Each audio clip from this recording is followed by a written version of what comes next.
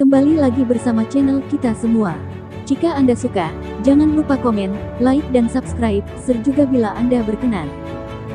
Selamat membaca dan mendengarkan. Gu Chen bab tahun 2006 sampai tahun 2010. Datang saja ke Jiangsu. Sebenarnya, kedua keluarga itu sudah lama berhenti bertikai. Tuan Tua Duan selalu enggan melanjutkan konflik. Selama mereka tidak bertarung, reputasi keluarga mereka akan tetap utuh. Jika mereka bertarung, mereka bahkan mungkin kalah.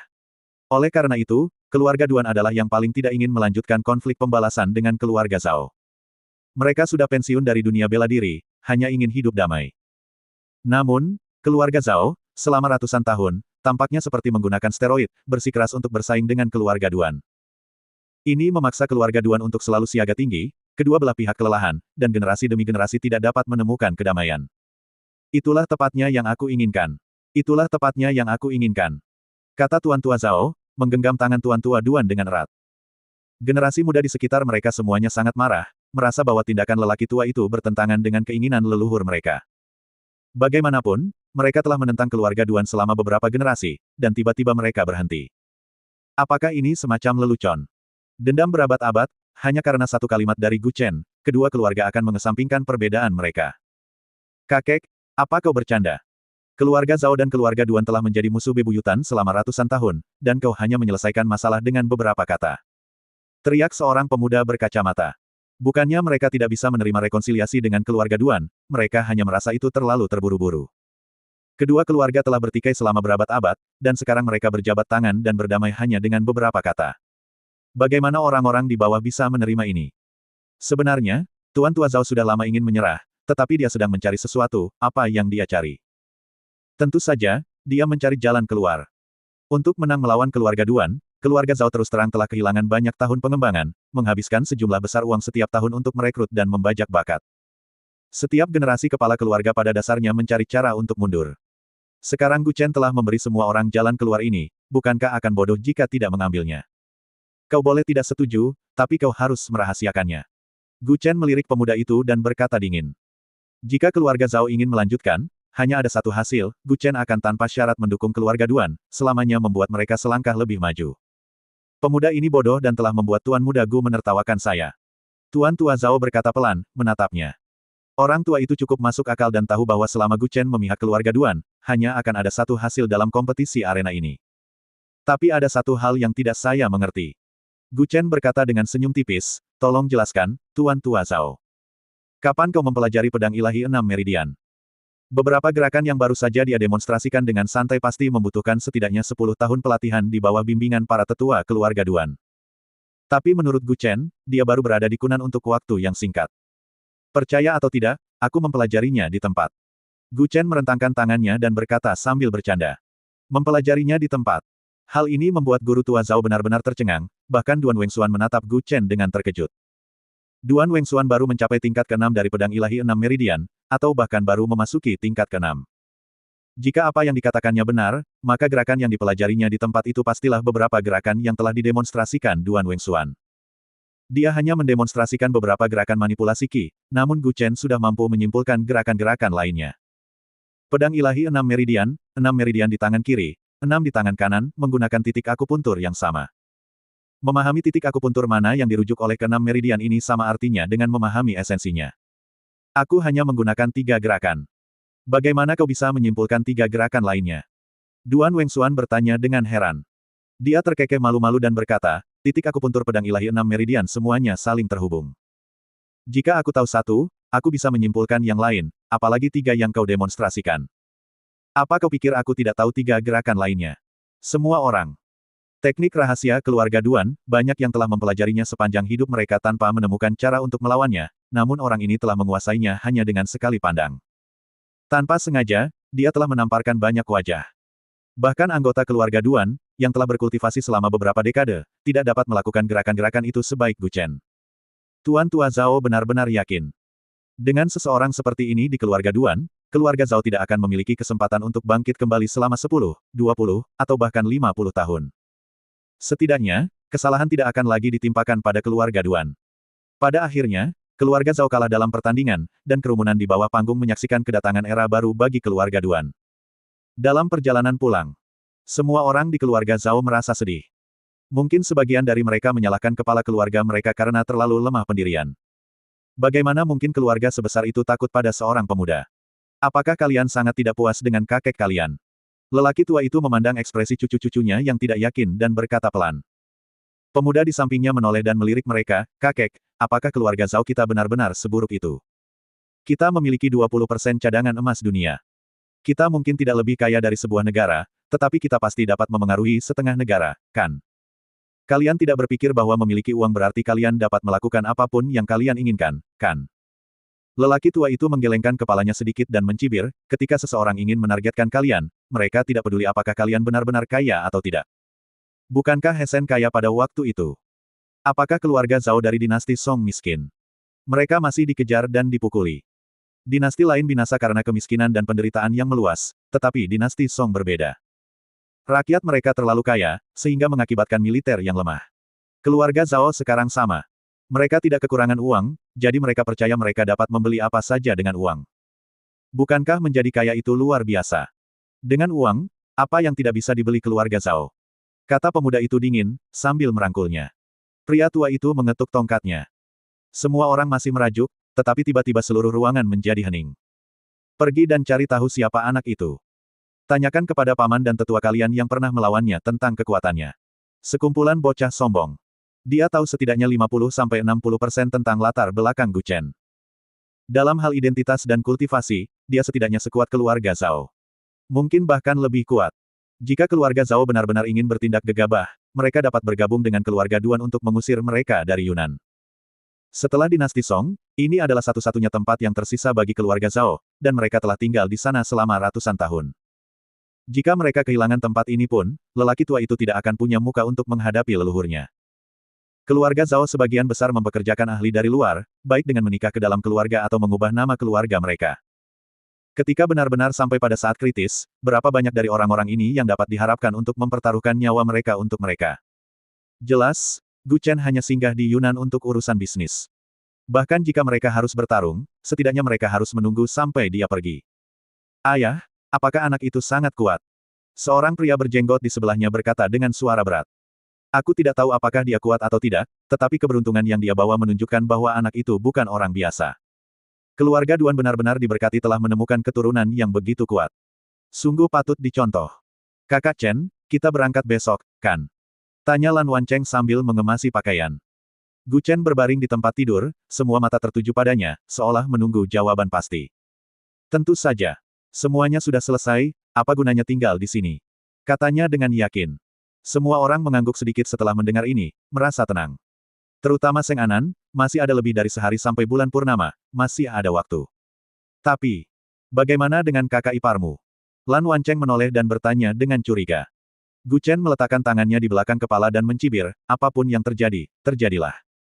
Mereka yang peduli akan terbebani, mereka yang tidak peduli tidak akan peduli. Itu tergantung pada apa yang dia pikirkan. Bagaimanapun, dia datang ke keluarga Duan, dan mereka tidak benar-benar setuju, jadi dia tidak bisa hanya menjadi orang yang lemah, kan? Bagaimana jika dia benar-benar memutuskan pertunangan? Tanya Lan Wancheng dengan penasaran. Gu Chen berbalik, itu artinya dia bodoh. Tak perlu dikatakan, jika Duan Wengsuan benar-benar merobek pertunangan dan memilih untuk membatalkannya, dia mungkin akan menyesalinya seumur hidup. Meskipun Gu Chen tidak menganggap dirinya begitu hebat, dia yakin bahwa orang berikutnya yang akan dipilih Duan Wengsuan pasti akan lebih rendah darinya. Jika Illinois tahu ini, dia akan tertawa dan memarahi Duan Wengsuan karena tidak realistis dari jarak 10.000 kilometer. Benar. Kapan kakak Chen pernah kekurangan wanita? Tepat ketika kelompok itu sedang bercanda, ada ketukan di pintu. Siapa? Zuo Sandu bangun dari tempat tidur dan pergi untuk membuka pintu. Tetapi begitu dia membuka pintu, dia melihat Duan Wengsuan berdiri di luar. Sandu, siapa itu? Gu Chen bertanya pelan dari tempat tidurnya. Dia batuk ringan dan memberi isyarat kepada yang lain di ruangan itu. Seng Anan, Lan Wancheng, Li Qing, dan Ji Xixuan semuanya orang pintar, dan mereka dengan cepat dan diam-diam meninggalkan ruangan. Saat Gu Chen bereaksi dan duduk di tempat tidur, mereka sudah menutup pintu. Kau di sini. Katanya dengan senyum tipis, seolah-olah dia sudah menduganya. Kau tahu aku akan datang. Tanya Duan Wengsuan penasaran, menatapnya. Karena kau di sini, berarti kau pasti sudah menentukan pilihanmu, kan? Gu Chen duduk, menggosok pelipisnya dan terkekeh pelan. Tetapi ketika dia mendongak, dia melihat Duan Wengsuan sudah mulai membuka pakaiannya. Kulitnya sangat putih, halus, dan tanpa celah. Dia mengakui bahwa dia sedikit terpesona selama beberapa detik. Tapi itu tidak bisa disebut nafsu. Itu adalah sifat alami seorang pria. Jika wanita secantik itu ada di depannya dan dia tidak bereaksi sama sekali setelah wanita itu melepas pakaiannya, orang-orang tidak akan menertawakannya dan mengatakan dia seorang pria sejati. Mereka hanya akan curiga ada sesuatu yang salah. Apa yang kau lakukan? Apakah ini ide buruk lain yang diberikan kakekmu padamu? Gu Chen memalingkan kepalanya tanpa berkata-kata. Dia bahkan melemparkan mantelnya ke arahnya. Baiklah, keluar. Bahkan Duan Wengsuan pun terkejut sejenak, bukankah ini yang kalian para pria sukai? Yang disebut kontrak pernikahan itu hanya tentang mendapatkan tubuh wanita, kan? Aku tidak punya banyak pengalaman, tapi kau harus mengajariku, aku janji akan sangat patuh. Seorang pria sejati mungkin tertarik pada wanita, tetapi dia harus menerimanya dengan cara yang pantas. Memang benar aku menyukai wanita, tetapi aku tidak menyukai wanita yang menawarkan diri. Dia melangkah maju dan mengancingkan kembali pakaian Duan Wengsuan, kakekmu mungkin benar kadang-kadang, tetapi mencoba membuatku tetap bersama wanita adalah sebuah kesalahan. Kuharap kau melepaskan semua bebanmu, bukan hanya untuk menyelesaikan tugas, tetapi dengan tulus dari lubuk hatimu. Mungkin ada banyak yang ingin menanggalkan pakaianmu, tetapi yang kuinginkan adalah menjadi pria yang bisa memakaikan kembali pakaianmu. Dengan itu, dia memakaikan kembali pakaiannya dan menyampirkan mantelnya di bahunya. Pada saat ini, Gu Chen merasa seperti tidak mengenali dirinya sendiri lagi. Begitu sok. Sialan. Tidak mengejar wanita itu keterlaluan. Tapi untuk mempertahankan citra mulianya, dia harus terus berakting. Duan Wengsuan menatapnya dengan rasa ingin tahu yang jelas. Jangan mengidolakan aku. Aku hanya jiwa bebas. Gu Chen mengangkat bahu dan terkekeh. Dia berkedip dan bertanya sambil tersenyum, kau. Apakah kau punya masalah? Bahkan Liu Xiaohui, ketika dia tidak bisa melakukan hubungan seksual, tidak mendekati wanita, dan dia cukup fasih. Kebanyakan pria yang mencoba berargumentasi denganmu entah impoten atau sedang dalam masa kebahagiaan pasca hubungan seksual. Apakah aku harus melakukan sesuatu yang kasar padamu agar kau bisa kembali dan menjelaskan dirimu? Gu Chen menggelengkan kepalanya dan tersenyum tipis. Sementara itu, di luar pintu. Patriark para bajingan bukan hanya nama. Tidak ada wanita yang pernah bisa bertahan 3 hari tanpa bertemu kakak Chen. Lan Wancheng berkata dengan seringai jahat. Zuo Sandu bersandar di pohon, orang yang mampu seharusnya berbuat lebih banyak, kan? Dengan kemampuannya, kau akan dikelilingi banyak wanita. Ayolah. Aku sepenuhnya setia pada Ting-Tingku. Jangan merusakku. Li Qing menyela dari samping, apa kau perlu merusakku? Kau diam-diam menonton video sepanjang malam. Sial. Bagaimana kau tahu? Hahaha. Lalu semua orang tertawa terbahak-bahak. Cicit. Tepat saat mereka tertawa, pintu kamar terbuka lagi. Duan Wengsuan keluar dengan kepala tertunduk dan ekspresi muram. 2 menit. Ya Tuhan, kapan kakak Chen menjadi selemah ini? Lan Wancheng berkata dengan heran. Dulu, dia bisa buang air kecil bahkan dengan angin di punggungnya, tapi sekarang, dia bisa mengompol bahkan dengan angin di punggungnya. Sepertinya terlalu banyak wanita juga tidak baik. Kakak ipar, jangan khawatir, itu bisa disembuhkan. Tapi Duan Wengsuan sama sekali mengabaikan kata-kata Lan Wancheng dan berbalik berjalan cepat menuju kompleks keluarga Duan. Kelompok itu kemudian memasuki kamar dan menemukan Gu Chen berbaring di tempat tidur lagi. Yang lain tidak mengatakan apa-apa, tetapi Lan Wancheng, dengan seringai nakalnya, melangkah maju untuk menghiburnya, Saudara Chen, jangan sedih, wajar jika laki-laki melakukan kesalahan. Itu bukan masalah besar. Bentak. Gu Chen menamparkan kepalanya, omong kosong apa yang kau bicarakan? Apa yang Nona Duan lakukan di sini? Ji Sixuan bertanya dengan penasaran, menopang dagunya di tangannya. Dia tidak berpikir Gu Chen impoten, lagi pula, teknik Qianlong adalah teknik yang murni. Bagian tubuh lain mungkin bermasalah, tetapi ginjal pasti akan baik-baik saja. Aku tidak tahu apa yang dikatakan Pak Tua Duan padanya, dia masuk dan langsung melepas pakaiannya, menggunakan ini untuk menguji para kader. Apakah ini masuk akal? Gu Chen berkata tanpa daya. Seng Anan mengangkat alisnya setelah mendengar ini, kau tidak? Tentu saja tidak. Lelucon apa, kau pikir aku orang seperti itu? Apakah dia tipe orang yang akan melakukan itu? Kata, tipe, sepertinya kurang tepat. Semua orang hanya mengangguk sedikit, sementara Zuo Sandu menyeringai nakal dari samping, Tuan Muda Gu, bagaimana menurut Anda? Saya. Gu Chen melambaikan tangannya dengan acuh dan berdiri, berbicara dengan ekspresi kesal, baiklah, aku akan memainkan peran ini sampai akhir. Bukannya aku belum pernah melihat wanita sebelumnya. Dia sudah jatuh ke dalam jaring asmara yang kubuat untuknya. Bravo! Semua orang tertawa terbahak-bahak, hahaha. Hanya karena mereka memiliki ikatan yang begitu erat, mereka berani menggoda Gu Chen seperti ini. Jika tidak, mereka pasti sudah dipukuli sejak lama. Sementara itu, di aula utama kediaman keluarga Duan, sang patriark tua duduk bersila, memecahkan biji melon dan menyeruput teh Laoying, sambil bersenandung pelan. Ayah, kenapa ayah begitu bahagia? Pria parubaya di sampingnya bertanya dengan suara rendah. Dia menyenandungkan beberapa baris opera Peking, kamu tidak tahu. Suan-Suan baru saja pergi ke halaman samping. Mau menemui bocah keluarga Gu itu. Bagaimana kamu bisa bicara seperti itu? Dia keponakan iparmu. Mereka keluarga. Anak itu bahkan tidak memiliki nama keluarga Duan, bagaimana mereka bisa menjadi keluarga? Alasan utama mengapa keluarga tertutup berbeda dari keluarga sekuler adalah karena beberapa pandangan dan ide mereka belum sepenuhnya berkembang. Dengan kata lain, selain bisa mengemudi, menghabiskan uang, dan menggunakan telepon seluler, nilai-nilai keluarga fundamental mereka masih sama seperti di zaman dahulu.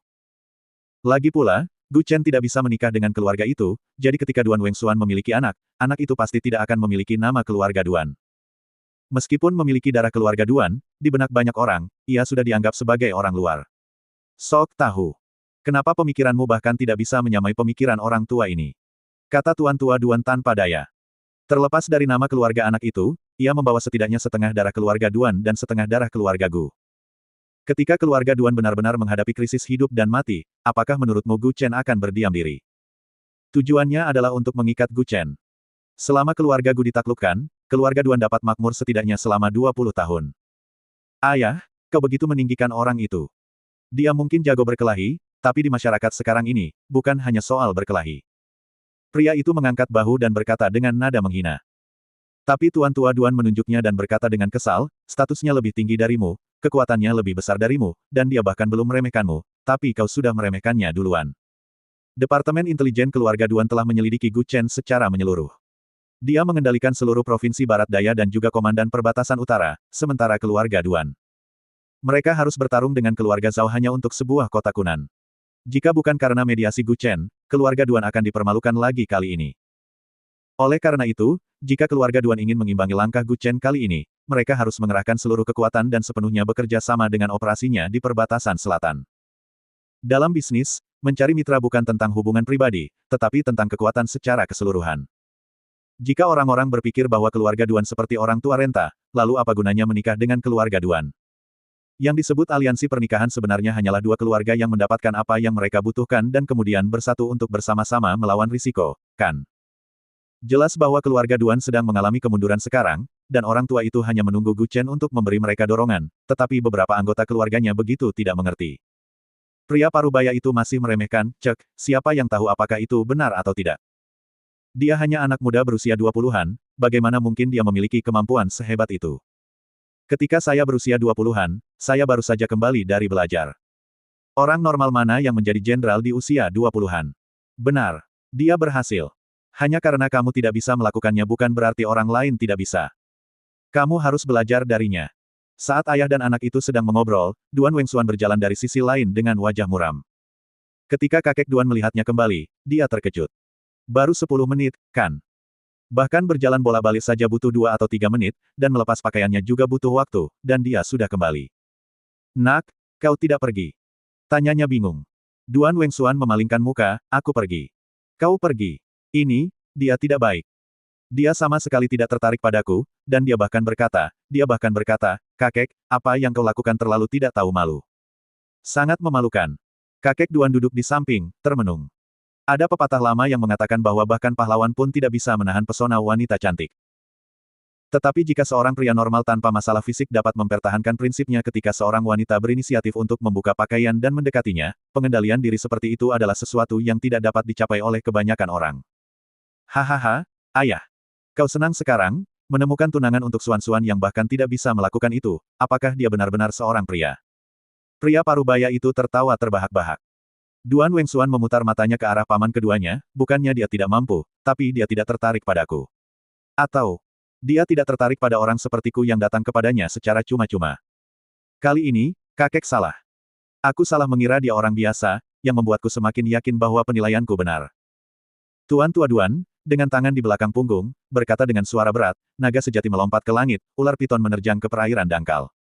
Kita akan lihat siapa yang sebenarnya kali ini. Dia akan pergi besok, dan bagaimana kalian memilih terserah kalian. Dia telah bertindak sebagai mak comblang. Seberapa jauh hubungan mereka akan berkembang tidak lagi berada dalam kendali Tuan Tua Duan. Malam ini, Tuan Tua Duan menyiapkan pesta besar untuk menjamu semua orang, tetapi setelah sekitar 10 menit, tidak ada yang datang. Tuan, mereka pergi. Teriak kepala pelayan dengan panik, berlari menghampiri mereka. Pergi. Semua orang berdiri dan berseru serempak. Mereka baru saja pergi, mengatakan situasinya mendesak dan mereka tidak punya waktu untuk mengucapkan selamat tinggal, tetapi mereka akan menghubungi keluarga Duan jika diperlukan. Kata lelaki tua itu dengan suara berat, tangannya di belakang punggung. Tidak, mereka akan pergi ke perbatasan selatan tanpa dokumen perjalanan keluarga Duan kita. Mereka pasti akan menghadapi banyak masalah di jalan. Di mana mereka sekarang? Mereka seharusnya meninggalkan kota. Ping Sheng, ambil cincin Gyoku dan dokumen-dokumen ini, lalu pergilah. Pastikan kau mengantarkannya kepada Tuan Muda Gu. Namun Duan Wengsuan berdiri dan merebut barang-barang itu, aku tahu jalan keluar kota dengan baik. Serahkan ini padaku. Semua orang saling bertukar pandang, dan Duan Pingsheng mengangguk sedikit, baiklah, biarkan putriku pergi. Segera kembali. Setelah mengatakan itu, dia mengambil cincin giok kakeknya dan dokumen perjalanan yang ditandatangani langsung oleh kepala keluarga Duan, lalu meninggalkan keluarga Duan. Saat ini, di luar kota. Kakak Chen, apakah kita benar-benar perlu terburu-buru? Keluh Lan Wancheng sambil menyeret kopernya. Meskipun kita terburu-buru, mari kita makan dulu. Memang, mereka pergi terlalu tergesa-gesa. Mereka baru saja membantu keluarga Duan mengatasi masalah di kota Kunan siang itu, dan mereka bahkan belum makan sebelum pergi tanpa mengucapkan selamat tinggal. Sebenarnya, dia tidak ingin pergi secepat itu, terutama karena Seng Anan telah memberikan tekanan tak terlihat padanya. Bulan purnama semakin dekat, hanya tinggal 1 hari lagi. Mereka masih berjarak lebih dari 400 km dari 18 desa Xinjiang Selatan, dan satu-satunya cara untuk sampai ke sana adalah dengan mobil ke Kabupaten Kapeng. Dari Kabupaten Kapeng, jaraknya 100 km lagi ke 18 desa Xinjiang Selatan, dan tidak ada jalan di sana. Mobil tidak bisa masuk, mereka hanya bisa melewati hutan yang dikelilingi pegunungan. Dalam keadaan seperti ini, jika mereka tidak bergegas, mereka benar-benar tidak akan sampai tepat waktu. Bahkan jika mereka tidak bisa mencapai Kabupaten Kapeng malam ini, setidaknya mereka harus sampai di kota Jinsui saat itu. Karena kedua tempat itu berjarak 100 km, mereka bisa sampai di Kabupaten Kapeng saat fajar besok, dan kemudian mengikuti Seng Anan ke 18 desa Xinjiang Selatan. Waktu tidak menunggu siapapun, tidak ada waktu untuk disia-siakan. Gu Chen berkata pelan sambil membawa ranselnya. Zuo Sandu melihat punggungnya dan tersenyum, Tuan Muda Gu. Dia berbalik dan menatap Zuo Sandu dengan curiga, ada apa? Ngomong-ngomong, apakah kau pergi tanpa mengucapkan selamat tinggal? Atau apakah kau pergi tanpa mengucapkan selamat tinggal kepada seluruh keluarga Duan? Zuo Sandu bertanya pelan. Tidak ada waktu untuk disia-siakan dalam hal semacam ini, dan dia tidak tahu bagaimana menjelaskannya kepada Tuan Tua Duan. Dia hanya meninggalkan surat dan memberitahu Tuan Tua Duan bahwa dia akan pergi ke Xinjiang Selatan dan perlu mencari cara untuk berkoordinasi dengannya. Jika keluarga Duan masih berharap mendapatkan bantuan Gu Chen di masa depan, maka lelaki tua itu pasti akan mencoba menghubunginya. Mungkin saja keluarga Duan akan tiba tidak lama setelah mereka tiba di kota Jinsui. Aku meninggalkan surat. Ketika saatnya tiba, keluarga Duan pasti akan datang. Aku telah berinvestasi di ratusan bisnis, dan aku tidak pernah gagal. Kata Gu Chen dengan percaya diri. Zuo Sandu berhenti dan menoleh ke gerbang kota Kunan, kau benar. Mereka di sini. Apa yang di sini? Keluarga Duan ada di sini. Kelompok itu kembali menoleh ke gerbang kota. Sebuah tank 300 perlahan melaju keluar dari gerbang kota. Mengendarai kendaraan jenis ini di daerah pegunungan ini benar-benar mengesankan. Bahkan sebelum kendaraan itu mencapai mereka, mereka sudah merasakan hembusan angin kencang menerpa wajah mereka. Gu Chen, dengan seteguk pasir di mulutnya, meludahkannya beberapa kali ke tanah. Hei Nona Duan, apakah Anda sudah memiliki SIM? Begini cara Anda menepi. Kata Gu Chen tanpa daya. Pintu mobil terbuka. Kaki Duan Wengsuan yang panjang dan putih, berbalut stoking mutiara, adalah yang pertama keluar dari mobil. Dia melirik kelompok itu sebelum akhirnya menatap Gu Chen. Begitu mendesak. Gu Chen mengangkat bahu dan terkekeh. Bisnis itu penting. Sekarang setelah kau menyelesaikan masalah keluarga Duan, tidak ada gunanya aku tinggal di sini lebih lama lagi. Kenapa? Kau datang ke keluarga Duan hanya untuk menyelesaikan masalah mereka. Apalagi, kau datang khusus untukmu. Yah. Duan Wengsuan memiringkan kepalanya dan mencondongkan tubuh ke samping, terkekeh pelan, bukan tidak mungkin. Ji Sixuan mengedipkan mata kepada yang lain, dan mereka semua diam-diam bergerak maju sendiri-sendiri. Mereka berdua bersandar satu sama lain, mengobrol santai. Terkadang Duan Wengsuan bahkan tidak tahu apa yang dia bicarakan, dan dia bahkan sedikit malu. Ini adalah sesuatu yang belum pernah terjadi sebelumnya. Terkadang dia akan mulai gagap saat berbicara. Ada lagi yang ingin kau katakan? Teman-temanku sudah pergi cukup jauh. Gu Chen berkata lembut sambil menatapnya. Duan Wengsuan menatapnya tajam, dasar pria lurus. Aku bertanya padamu, apa yang akan terjadi jika aku tidak membatalkan pertunangan ini? Jangan batalkan. Sederhana saja, cari cara untuk memenangkan hatiku. Hei, kau ingin seorang gadis mengejarmu secara aktif. Kau gila. Tentu saja aku tidak gila, aku akan berteriak 10 kali semalam. Duan Wengsuan sangat marah hingga ingin menendangnya. Dia bisa merasakan bahwa gadis ini sepertinya bertanya dengan sangat serius, jadi Gu Chen berdeham pelan, yah, perjodohan adalah ide feodal kuno. Kita adalah orang-orang di era baru sekarang, kita harus membuat keputusan sendiri tentang perasaan kita. Apakah kau menyukaiku?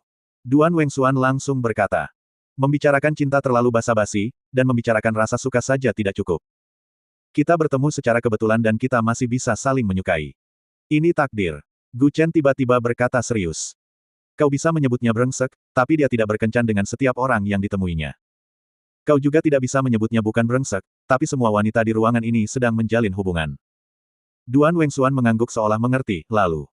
Lalu kapan kita akan bertemu lagi? Yah, itu sulit untuk dikatakan. Jika bertemu adalah beban, lebih baik tidak bertemu sama sekali. Gu Chen terkekeh. Setelah mengatakan itu, dia berbalik, mengambil tasnya, dan berjalan ke arah Ji Sixuan dan yang lainnya pergi. Baru setelah berjalan lebih dari 10 meter, Duan Wengsuan tersadar dan melihat punggungnya, berkata, bagaimana jika aku ingin bertemu denganmu? Pergilah ke Jiangsu, ke Paviliun Linjun. Gu Chen melambaikan tangannya tanpa menoleh. Karena dia masih bisa mengungkapkan lokasinya, dia memberi Duan Wengsuan kesempatan.